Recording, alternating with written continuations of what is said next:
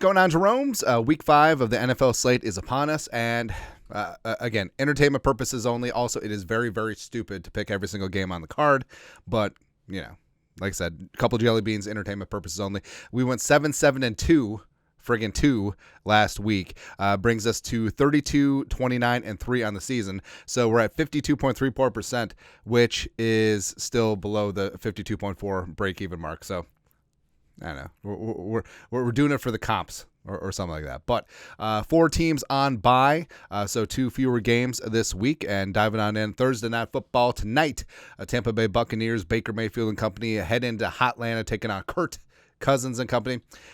I feel like the Falcons, they got a nice win against the Saints. The Buccaneers bounced back nicely against the Eagles. I feel like Tampa is clearly the more talented team, but Atlanta's still getting still favored by 1.5 here. So I'm eating up all the points.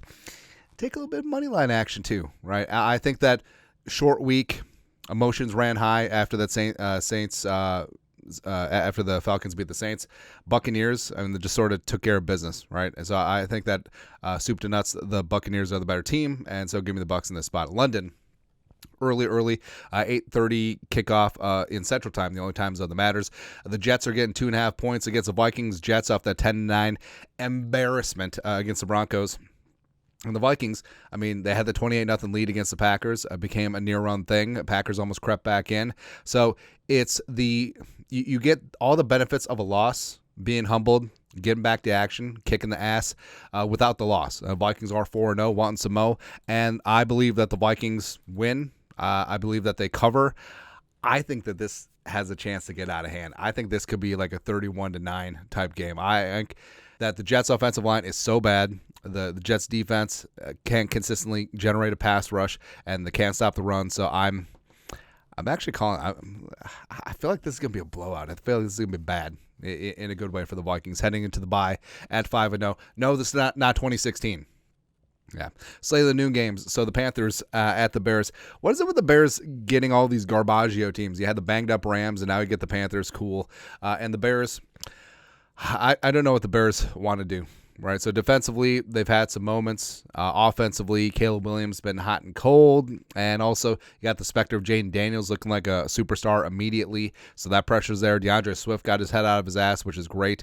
DJ Moore, I don't know, man. But, this is a DJ Moore revenge game. Also, Andy Dalton revenge game, former backup of the Bears. I feel like Andy Dalton's been around the league for a hot second. But Panthers, they showed some life against the Bengals. And I actually think they're kind of interesting in this game. So I'm not saying that the Panthers win, but I think this is going to be a lot closer than they think. So getting the hook with the 3.5, certainly going to take that. You got the Ravens, 2.5-point favorites on the road. So the Bengals return to the Queen City, getting some chili on their spaghetti or whatever. And yeah, they went on the road. They got their first win of the season. They're 1-3. They beat Carolina. Congratulations in the first Andy Dalton Bowl. There's going to be a lot of them. But the Ravens, the Ravens got right against the Buffalo Bills. A huge statement win. And I think they go on the road. I think the vibes continue. And I think that this is going to be a tough-ass game. But I think that this is still going to be like a 27-24 type game. So obviously loving the 2.5 in this spot for the Ravens. The Dolphins are a national embarrassment. They should trade Tyreek. They should probably fire Mike McDaniel, except they just extended him. This is a mess. The offensive line is bad. Achane can't get anything going. Jalen Wright is whatever. Defensively, they got injuries. And the Patriots aren't much better. So the Patriots beat the Bengals week 1. It's been all downhill from there.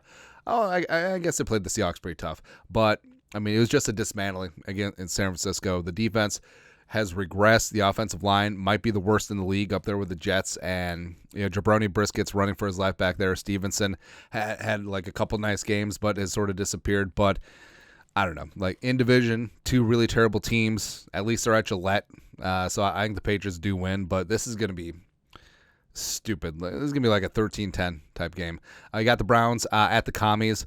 Browns getting 3 points in this spot. So Cleveland lost on the road against the Raiders.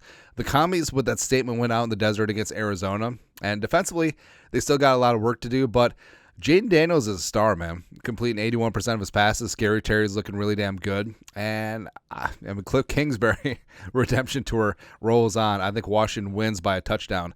You got Indianapolis and jumping Joe Flacco if Richardson isn't back from his hip. But getting 3 points on the road against the winless Jacksonville Jaguars all day. All day long. I don't care about Richardson. I don't care that Jonathan Taylor-Thomas might miss. I just feel like Jacksonville is on the verge of implosion. I don't think this is a rallying situation where they almost won against the Texans. Cool.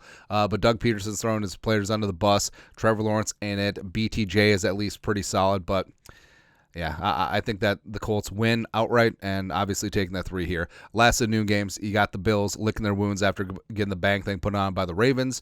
At the Texans won a close emotional game at the end against the Jaguars, and I think the Texans are just a better team. And I know that the Bills came out of the gates like guns blazing, 3-0, 3-0, but the Texans, I think that defense is still really damn good. I think it's one of the better defenses in the league. C.J. Stroud is still him. Nico Collins is wide receiver 1. Stephon Diggs, revenge game, obviously.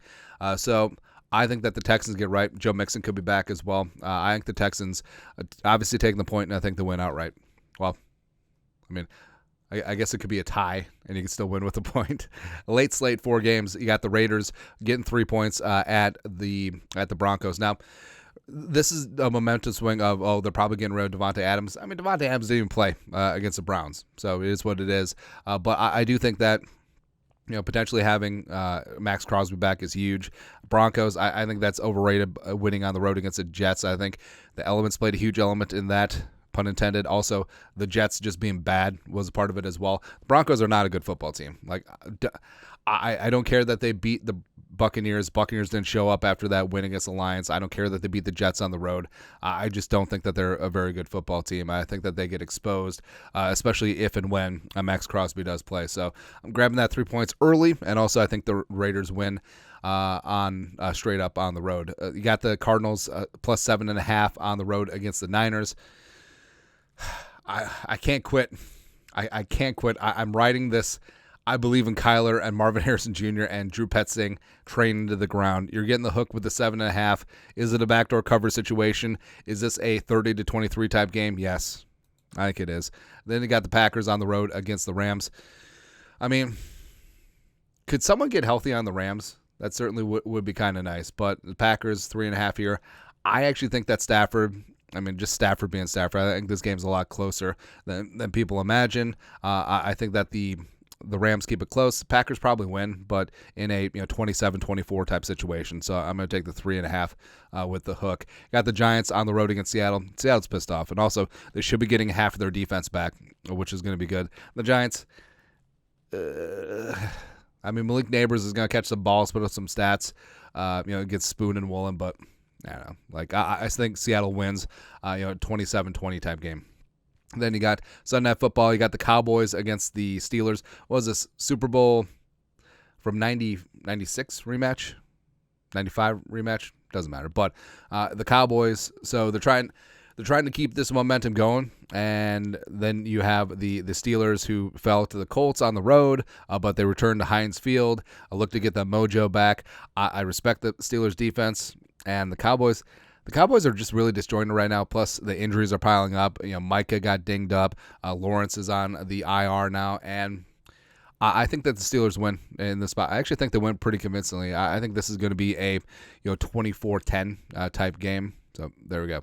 And then Monday Night Football, you got the Saints on the road against the Chiefs. I know the Saints were the upstarts, starting out 2-0, but they've dropped their last 2. The Chiefs have played near-run thing games, but even without Rashee Rice, I still think that the Chiefs are able to get things done. Saints defense is pretty damn solid, but I think the Arrowhead faithful show up loud and proud. I think the Chiefs win in a, like a 24-14 type game, 24-17 type game. So I'm going to fade those 5 points. But that's it. That's at Week 5 NFL picks. Again, entertainment purposes only. Picking the entire card is very stupid. That's it. Let us know your thoughts, our thoughts, comment section. You guys know what to do. Skull production value.